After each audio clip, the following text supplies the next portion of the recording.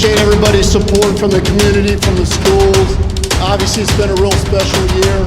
The success they're experiencing this year is a byproduct of their coachability, commitment, and work ethic. And it's the toughest group of kids I have ever worked with.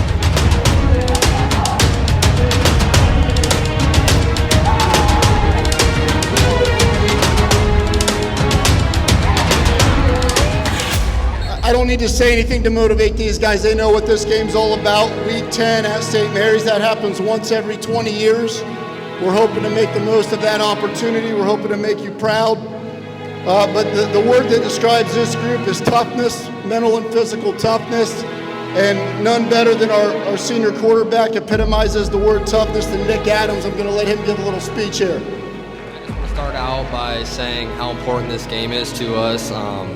Obviously, everyone wants to talk about how great our season's been so far, which it has, but to us, really, none of that matters right now. We're just trying to be 1-0 at the end of the week. And, so this game means a lot to us, and we definitely want to beat these guys. You know, you go out there on a Friday night, and it's really war out there, so I wouldn't want to be doing it with any other guys, so thank you.